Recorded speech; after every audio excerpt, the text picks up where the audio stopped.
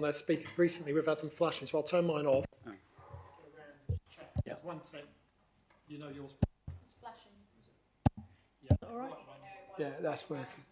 Let's do Paul's. That's fine. Try to do your tone. Yeah. Good. And his last.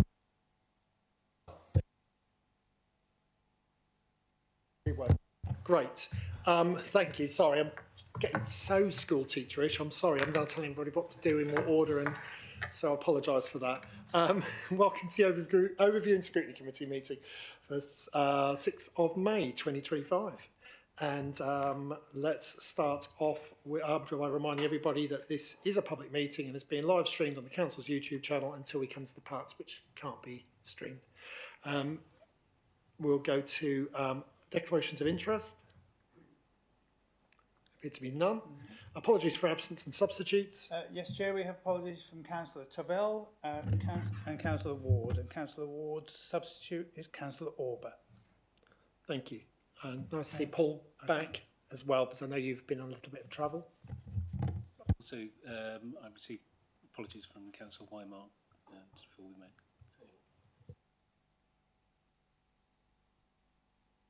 Councillor, he's sub for Shane. Yeah, Ward. And okay, let's move on to the minutes of the overview. I keep saying overview like that. I don't know what's wrong with me today. Overview and Scrutiny Committee meeting held on the 15th of April. Does anybody have any comments about them? Wonderful. We'll accept them as being accurate with no objections raised. Chairman's announcements. I have none. No, nothing to say. You'll be pleased to hear. Public speaking. There's no public speaking, Chair. No public speaking. We're racing through this. We'll be done in 5 minutes. Let's go to the next item, the Overview and Scrutiny Committee, Annual Report 24-25, and Sinead. Yes, thank you, Chair. So this report presents the annual report for 24-25 and it outlines the work of the committee from the last year. The details set out in Appendix A includes the overview and scrutiny reviews which have taken place and the outcomes of each review. There's also a detailed tracker at the end which shows the outcomes of the pre-cabinet overview and scrutiny meetings. So the report is seeking approval for the annual report to be presented to Council and for any revisions as a result of this meeting to be agreed by the Chairman before submission. Thank you, Chair. This is your opportunity. Thank you, Sinead. Thank you also for the hard work you've put into this. But this is your opportunity to say, I would like a little bit more mention of this, or I'm unhappy that that's been omitted, or just a general point about how you're feeling about this. Obviously, it's a report without any bias or tint of what we have done. I think we've looked at a lot of extra things in the last year. I know we've got the Food Innovation Centre looked at because someone really wanted to look into that. We've also done a lot more work, I think, on the customer experience programme and have regular feedback on that, and have tried to sort of encourage when we've had reports where we felt it's quite interesting that these things are added in, and Sinead's really good at saying, what about this and should we look at that? And I think we've sort of broadened the picture of what we look at without it becoming overburdensome and pointless.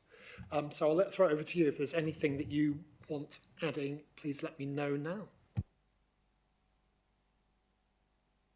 I think everyone's delighted, Sinead, with the work that's gone into this. Again, can I thank Sinead and the team and everybody's contributions, because I think we've had sometimes some unusual discussions. Sometimes when the things you think, oh, this is going to go through quite quickly, hasn't.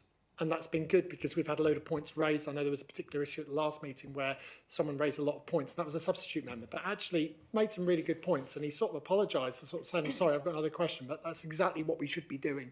So no one should be apologising for asking lots of questions. But thank you. We've had those meetings where we've had the full house of everybody talking, everybody offering something. And I think we also have to just be aware that there are no stupid questions at Overview and Scrutiny, because we are quite knowledgeable. Our officers are extremely knowledgeable. The public, not through any lack of intelligence on their part, but a lack that knowledge of the inside of the council that we have, and we are there to ask those questions, that they might just go, thank you for someone asking that, because I was wondering that as well. And I know I get that sometimes when I'm at parish council meetings where they ask me a question and there are things that have been raised at ONS that have been really useful. So thank you for your contributions to that. And we do have to vote on the recommendation. All those in favour of the recommendation? Oh, do you want to say something, Eleanor? Yeah, just a very minor point on paragraph 3.2. The date needs changing. It says the 15th of April, but we're actually on the 6th of May. Thank you. Again, we need that forensic side of things, so thank you. Taking that aside, all those in favour of the recommendation? And that's unanimous, Chairman. Thank you. We'll move then to the